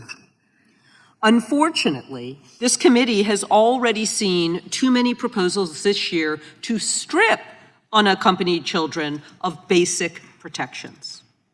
The Border Security Enforcement Act would leave kids with a mere cursory screening by law enforcement personnel, lacking child welfare expertise, who would be less likely to pick up on signs of trafficking and exploitation, which I take extremely seriously. As a state legislator, I moved through trafficking bills in North Carolina. It would also result in a summary return of many kids who fled legitimate dangers in their home countries. Children who arrive at our southern border have often escaped violence, human traffickers, and gangs in their own countries. Mr. Kerry, in your opinion, is it better to allow children to remain in the United States if we can properly vet the sponsors, or to summarily deport them with limited due process back to a dangerous situation? Thank you for the question. It is well documented that these children are coming from 3 of the most violent countries in the world, where there are extrajudicial killings, where children are recruited or targeted by gangs or violent elements at the time they reach adolescence. So no, I do not think return without a proper hearing, a determination of their legal access to asylum is determined with ideally legal representation as recommended by the TVPRA and Flores. I also think a society is defined by the way we treat our most vulnerable, and children are among the most vulnerable. So returning children to a situation and a country where their lives are at risk, and some have been killed upon return, does not reflect well upon us. I do believe they should have access to a legal hearing that determines the nature that their claim is either valid or invalid. Thank you very much. And we did hear from some of those children, adolescents, who had left very dangerous situations. Mr. Chairman, just for a brief period of time before I reclaim my time, I'd like to yield about 15 seconds to Mr. Nadler. I thank the gentlelady. Mr. Kerry, I just wanted to ask if I'm correct in that what you were saying before is that conditions in their home countries are pushing these people, kids and adults, out, and it does not matter who the president of the United States is or what their policies are. These kids would be coming because of conditions in their home countries. It's absolutely, and that's very well documented. Thank you very much. I yield back. I thank the gentlelady for yielding. Thank you. And just, I completely agree with all the witnesses that we need to do more. And when we went to the border, we saw just sad, sad situations with children. And I want you to know, all of you to know, that I am committed to helping, and hopefully in a bipartisan way, helping these children and making sure that they are safe. Mr. Kerry, just in the 10 seconds that we have we seen any improvements in the situation that you think Congress should invest in further? Absolutely. I think post-release services, which would provide legal representation, social workers on an expanded level, which I know ORR is increasing and would like to have fully in place within the next 2 years, provides another eye on these children, provides a degree of protection that might not otherwise be present. It also, where it's present, over 90% of the children show up at their hearings. If there is a problem, there are entities and individuals who can determine that it exists and refer it to social service providers or law enforcement as appropriate. So I think that is what I do think that there should be. There is fortunately an audit process going on to determine if there are, what the flaws are and how those can be improved upon.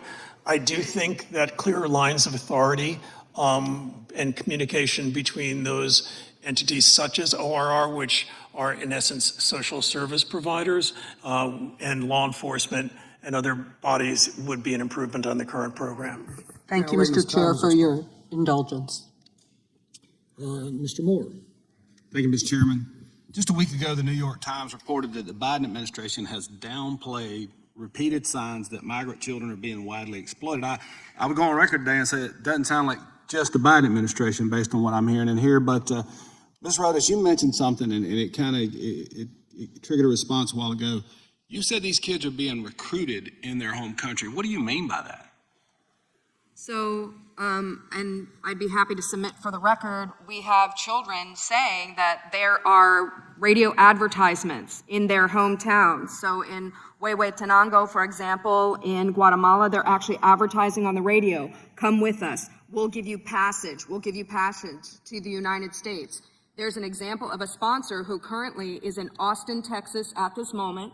He attempted to sponsor 4 children, 1 from the Pomona Fairplex Emergency Intake Site and 3 from the Pecos Emergency Intake Site, promising work to these children who were making $2.50 a day on the coffee farm he owns in Guatemala. So he lured them here. Now, fortunately, they were put into long-term care, but they are being lured here. Facebook ads and other things. Children are being lured here and then put to work here. So it doesn't sound like they're fleeing as much as they're being baited to come here in a lot of ways, from what I'm hearing. In many ways, they're not fleeing. In many ways, I mean, let's take El Salvador, for example. No one is fleeing from Nayib Bukele. He has a very safe society right now. Yes, maybe in times past, people were fleeing El Salvador from the gangs, but sadly, the gangs have now set up operation here. And we have evidence that there are many of them who are running the networks here who have the children. It's indisputable evidence that Department of Homeland Security has transnational criminal organizations on the TOC watch list, some of who got their fingerprints here in Washington, D.C. and neighboring areas are sponsoring the children. It's indisputable. You mentioned, too, debt bondage. What do you mean when you say debt bondage, and who does the money go to? So the money goes to the trafficker who ultimately brings them here. The New York Times actually showed, I think, Hannah Dreyer did an amazing expose where she actually showed the debt page of the child, how much the child had to pay for food, how much the child had to pay for rent, all of those things. So the administration is really, we're engaged in creating slavery. We are trafficking slaves to this country. Absolutely. There is no doubt. We have created a pool. And because this criminal element tragically views children as a commodity, they see us as the middleman because we're paying the flight directly to the end user, the trafficker. I remember, I was at Fort Bliss Emergency Intake Center. I mentioned this last week in a hearing, and I was there as they were shipping kids on buses all over the country. And I actually asked the admiral running the place, I said, are we doing background checks? We're sending these kids to Google addresses. And he's like, no, we're just building the bus as we drive it.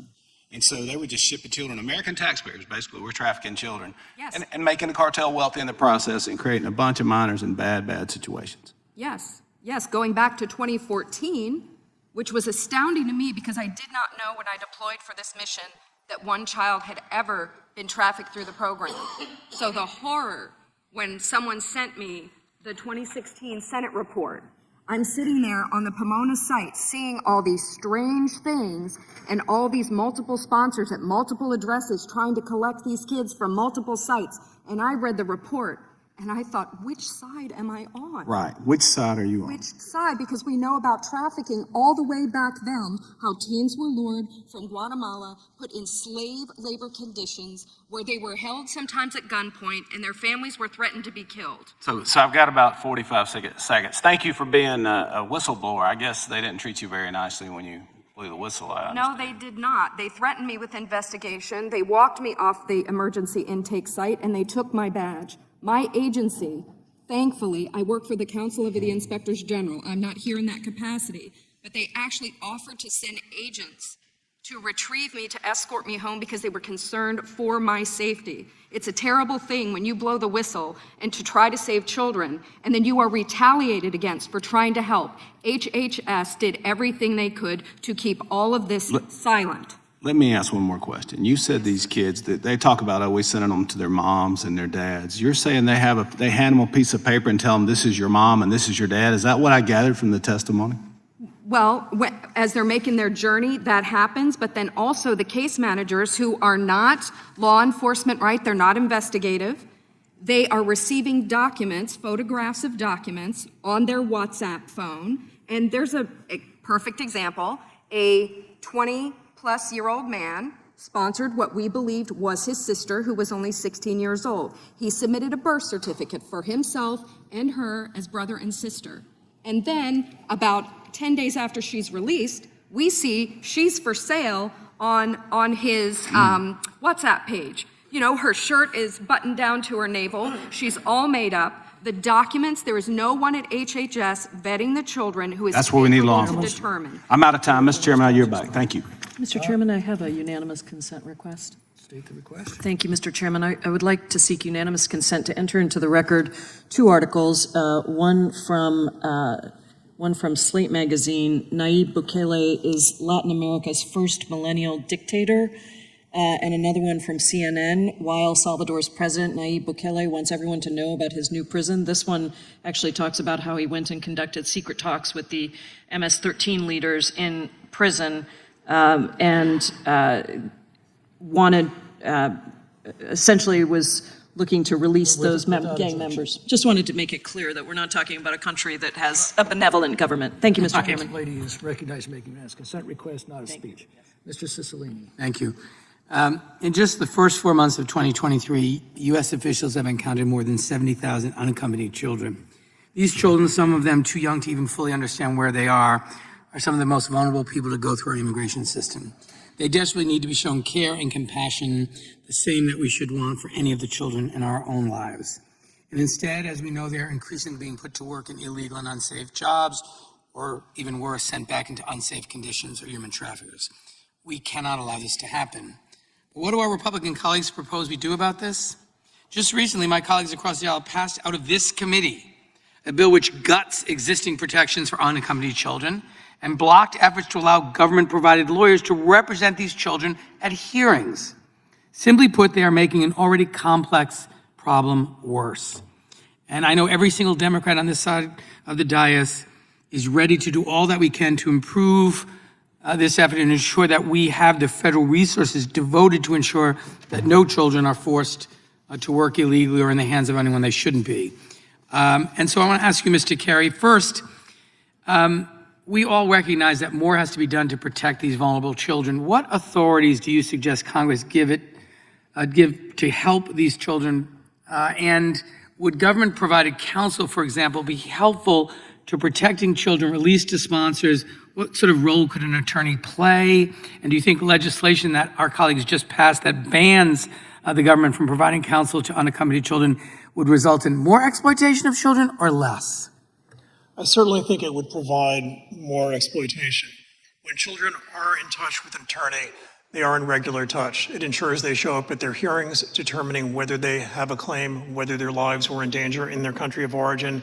It also is an extra party who is seeing the child, who can assess whether they are in physical danger, whether they're going to school, whether they are still living with their parents or their other sponsors. So yes, I do believe that post-release services, which would also include access to social services and a host of other physical health services, ensuring that physical needs are being taken care of, educational services, and linkages with other community-based services for which children are legally entitled to access. So yes, I believe these would be extremely beneficial. And Mr. Kerry, in your testimony, you also indicated that HHS does not have the authority to investigate what happens to children after they leave HHS custody.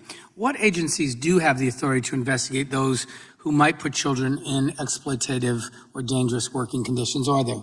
Well, I think certainly the Department of Labor has the authority to investigate and enforce labor law, and that would certainly extend to the exploitation of children in unsafe working conditions or underage children working in conditions of that sort. So other law enforcement bodies, I believe, as well, though I'm not expert in that area.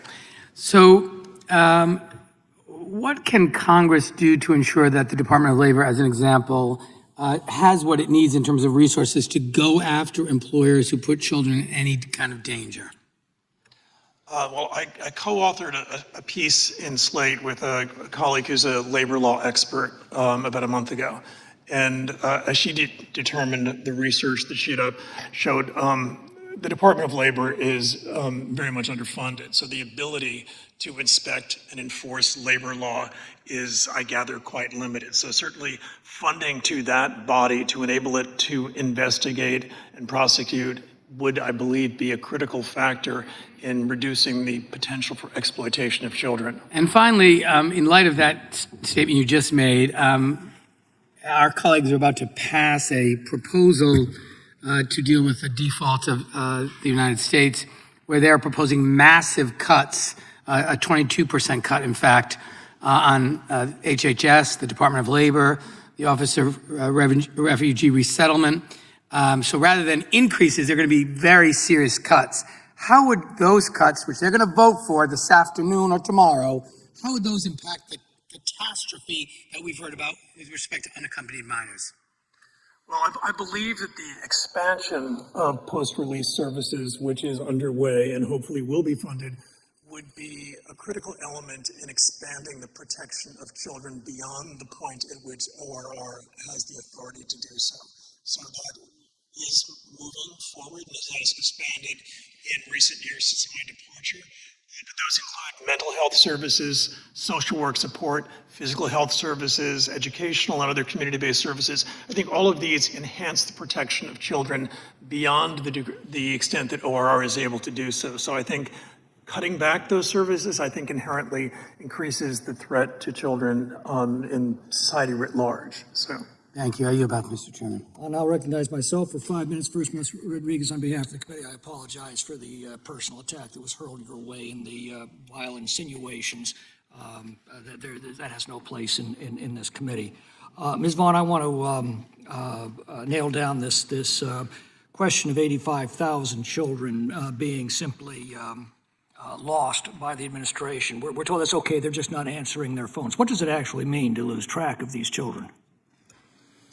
HHS has consistently denied that it has any authority or responsibility to. The point is, they're supposed to be doing follow-up phone calls, correct? Right. Well, that's what and they. those follow-up phone calls for those 85,000 children are now simply going unanswered. We don't know where they are. How do we know what has happened to them? We don't, and that's the problem, and I don't think we really know what happens to those who do answer the phone. Ms. Rodas, what kind of vetting is actually done to assure somebody claiming to be a relative actually is? Well, again, DNA tests, for example. as Mr. Carey mentioned, there are no investigative or law enforcement people involved in the vetting process.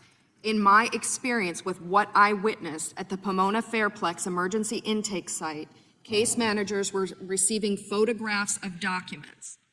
There is no way, there was a very small percentage that we were actually able to put through the consulate to verify. People are just going off the word of who is ever sending in the documentation. The vetting process is practically non-existent. They like to talk about a vetting process, but there's no law enforcement involved in the vetting. And so how can there be a vetting process? And there's lots of talk about the post-release services. Post-release services, 25% of the children who we released had it. It's not enforceable. Do we send somebody to visit these homes before these children are deposited in them? No, absolutely not. The history is about 4 to 6% of homes are ever seen. So we're talking about taking a child. We've got pet shelters offer more vetting than that. Yes, exactly. And what kind of follow-up is done to assure the welfare of the child? A phone call that we don't know who's answered, who's answering the call. We cannot verify. So first of all, when we do make contact, we don't know if we're actually talking to the so-called sponsor. Exactly. And for 85,000 of them, they're not even answering. They've just completely fallen off the radar. Yes, Chairman, yes. Ms. Rose, it's been reported that the cartels charge thousands of dollars to traffic these children. How are these debts repaid? How many debts actually get repaid? No, how are the debts repaid?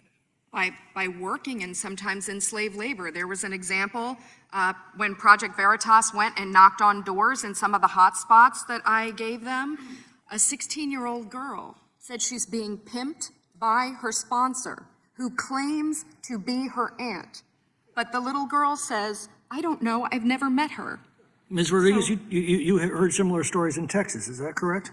Yes. Yes, sir, that is correct. With the a lot of the, especially the younger children that I've personally met along the border, again, they're come with these small little pieces of paper with handwritten numbers on them. They're told, from what they tell me, of who their sponsors are going to be, that this is a lot of them is their tío, like their uncle, their mother, or their father that they've never met, and they don't know who they are until they've never met them. The Florida grand jury did a 5-month study of this issue in their state and discovered exactly the same thing. So we're seeing that in California, we're seeing it in Texas, we're seeing it in Florida. When we're told these placements are carefully vetted, are we being gaslighted? Yes, Chairman. Ms. Vaughn? Yes, and that's why the state of Florida, for example, the grand jury there is recommending that the state pass a law requiring these sponsors to come forward so that the state can do the vetting, because they know that the federal government is not doing it. It's simply not happening. Now, if these children were safely returned to their homes, what would that do to the cartel's business model? It would dry up. That's what Border Patrol officers have told me when I'm down there, is if you get them safely home, as I said, they don't offer refunds, word will spread very fast, that's a bad investment, and the perilous journey won't be attempted. And can you give us just a little bit of insight into that journey? Well, we know from reports of NGOs that a very large percentage of the kids who come are abused. Something like at least 60% of the female migrants are abused physically, often sexually. It's a difficult journey. The cartels and the smugglers treat them like commodities. They don't care about whether they get enough food, shelter. It's terribly traumatic, and that's has to be dealt with by the places where they end up. Thank you. Ms. Jackson-Lee. I thank the chairman and I thank the ranking member, and of course acknowledge all the witnesses.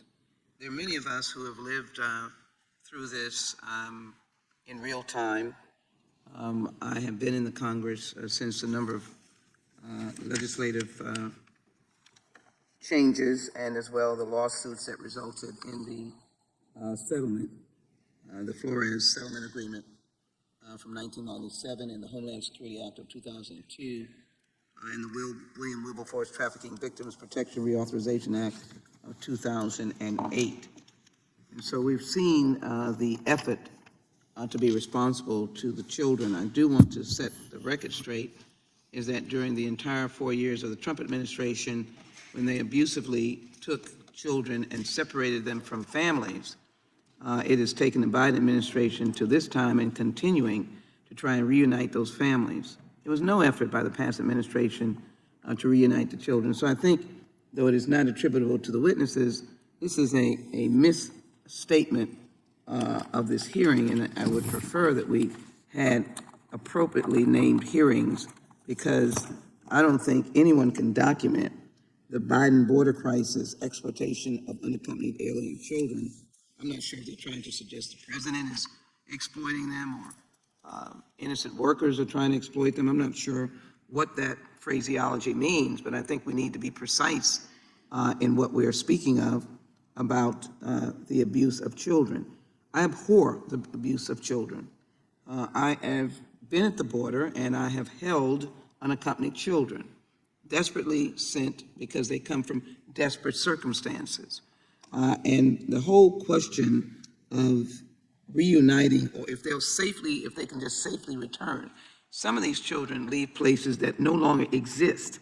Family members are dead, they've been taken over by violence, gangs, and there's nothing there.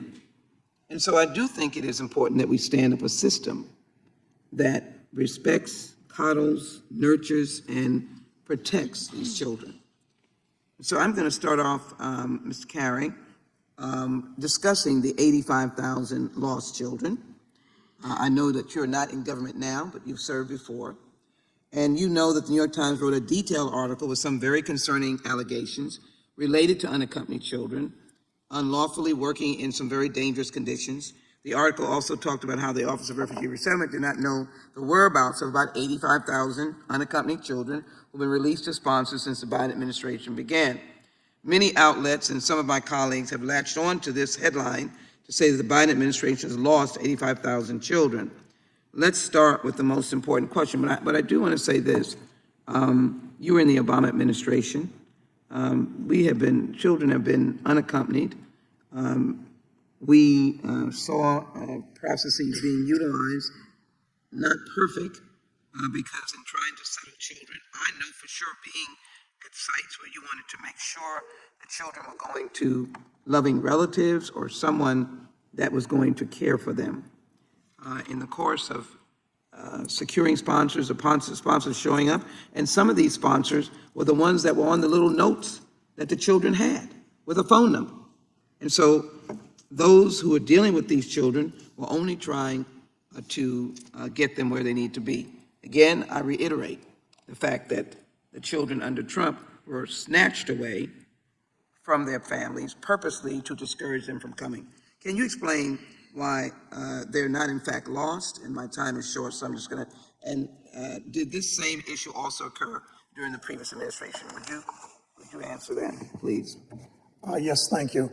I would contend that, every child receives a call, a follow-up call. Many do not answer. So not answering a phone call, particularly if you're with your parents, I do not believe constitutes being lost. And in many cases, they are known to other bodies, to the legal system which they're going through to hear their claim, to determine if they have if they are, as they're going through that legal process, whether they have an asylum claim. So, They could be in school, they could be under Right, yes. teenagers, children. Yes, many other entities may well be aware of their location, but especially their parents, to whom they've been released. Gentlelady's time's expired. Ms. Harris. Thank you, Mr. Chairman. I actually went to the border many times, and last Congress and recently did. And it's unfortunately that it's not a bipartisan issue because, I'm a mother of two teenage girls, and if I would do what done to some of these children, I would be in jail for child neglect. And these kids deserve the same level of protection as everyone else, and we're creating perverse incentives.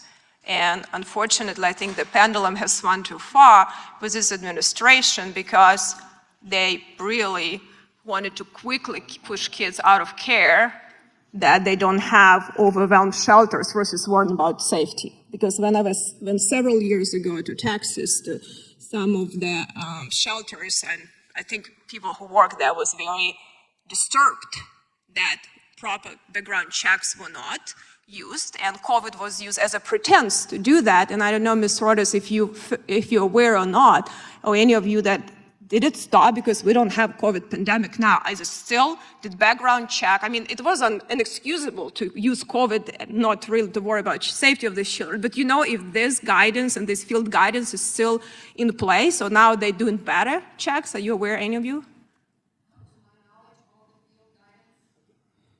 Thank you, Congresswoman. To my knowledge, all of the field guidance that was put in place is still in place, which means that background checks for household members are no longer required. So in instances where a person is sponsoring and there's 5 other adult males in the room or in the dwelling, none of them need to go through any type of background check at all. So it is a system that is easily abused because there are situations where when reporters go knocking on the doors, they're finding a child, unrelated, female, and male as well, living with 5 or 6 adults to whom they are not related. Yeah, and it's unfortunate because now we have traumatized kids with massive debts to cartel, and I guess, cartels don't sue that, but some very creative attorneys do, so no one really dealing with that issue. We have a situation in Indiana, actually, the judges are shocked to see what's happening with some meat-packing plants with child labor, and I think no one even realized until these kids had some violations that they had to go into court system, and it is becoming a huge, huge problem, and I think that shouldn't be a partisan issue. We created child slavery here in this country. We talk about China having slaves. What are we doing in the United States of America with government money? That's unexcusable. And it is a humanitarian crisis in addition to security crisis, and I also wanted to see, as I understand, they have this post-release services, but I hear from some people on the ground that actually sponsor can deny the services. Is that correct? Have you heard that? Yes, Congressman, that's absolutely correct. And that actually is what contributed to the Marion, Ohio situation, is that a call was made and then the case was just simply closed. So today, post-release services is absolutely not enforceable. And it would also mean that you have a case manager who's trained enough to know to even activate the post-release services. So just because there's post-release services, it's not required, it is not mandatory, and the sponsor can say, thank you very much, do not call me again, bye. Because there is no authority that HHS has or Office of Refugee Resettlement has to hold the sponsor accountable. And this is what's most baffling. It is a simple fix. The sponsor needs to be held accountable. Why is this a difficult thing? I do not understand. It's the simple fix. Sponsors are accountable. Sponsors are accountable to put the children in school. The sponsor should be accountable to take the child to the immigration hearing. That is what the sponsor signs up for, but that is not what the sponsor is held accountable for. And there's no legal mechanism to make them accountable. And if that changed, then children would not be trafficked. Well, I appreciate for doing that here, and then, Mr. Chairman, hopefully we will actually be able to ask these questions from the administration, where I and the HSS has to respond to us, because this is inhumane, this is irresponsible, and it only benefits cartels that making a lot of money on desperate people that come from very poor conditions, and American government shouldn't be subsidizing. Otherwise, we're hypocrites when we criticize other countries for doing things like that. I think this should not be a partisan issue. I appreciate you being here today, and I hope we can actually find solutions to stand with these children and stop this incentivizes this insanity on the border for national security. So thank you. I yield back. Thank you. Ms. Escobar. Well, I'd like to thank the witnesses for being here today, and I'd like to express my frustration. I wish this were a real hearing that would result in real solutions and real improvements that would benefit children. But unfortunately, this is not a serious hearing. This is a hearing that's intended to completely distort the record, and really it's strictly for political purposes. But I do agree with my colleague from the gentlelady from Indiana. We do need bipartisan solutions, and we do need a bipartisan effort if we are going to truly address this. So what would that look like? And I think first I'd like to preface my comments by sharing with you all, I represent El Paso, Texas. Fort Bliss, which is in El Paso, is home to one of the largest emergency intake facilities. I have spent a lot of time at the emergency intake facilities. I have spent a lot of time talking to children. I am bilingual, so I speak to the kids in their native language. I have spoken to innumerable staff, former, current staff, and I myself have pushed on the administration at times when I've had to. But what I have found is, unfortunately, here in the House of Representatives, there is an absolute unwillingness by my Republican colleagues to participate in real solutions. So what would some of those solutions look like? Number one, legal pathways. True legal pathways for children to reunify them with their family members would absolutely circumvent the horrific journey that many of them take. But we can't get them to work with us on more legal pathways. Another solution, investing in programs to make sure that there is robust support. We can't get that either. In fact, the president's budget, the amount of funding that he requested was actually ratcheted down by Republican colleagues. And then when we had the omnibus vote, the vote for the budget, that would fund HHS and the Department of Homeland Security and a number of other agencies. The chairman voted against it last December. So when you starve a system and you do everything possible to create legal pathways, you're not serious about solving these issues. And in fact, when you call for the reinstatement of horrific policies by the previous administration, including deliberate family separation, you're not interested in solutions that help kids. And last week when we were here trying to create protections for children so that they could have access to legal counsel, or so that they would not be deported, even infants by themselves, my Republican colleagues all voted against those protections. So let's not pretend this is a serious hearing wanting to truly help children. There is nothing further from that fact. Mr. Chairman, I'd like to enter into the record a fact sheet by HHS, the Administration for Children and Families. One of the witnesses claimed that there is no home study. The fact sheet disputes that, and the facts are that ORR requires a home study for children who are 12 years and under before unification with a non-relative sponsor. May I have unanimous consent to enter this into the record? Every time I visited the emergency intake facility at Fort Bliss and I spoke to kids, their complaint was that the background system was taking too long and that they were not being reunited quickly enough with their families because it was so stringent. Mr. Carey, in the remaining 40 seconds, is there any other misinformation that you'd like to clarify? Yes, I think it's important to recognize that the ORR vetting system is rigorous. Any system is imperfect, but it is balancing the need of children to be reunited with their families, with their mothers, with their fathers, versus staying in care. And the resources to do so, I believe, should be increased. And I believe there should be more interagency cooperation and clear lines of authority and leadership, such that the lines of communication between ORR and other entities that are coming in touch with these children.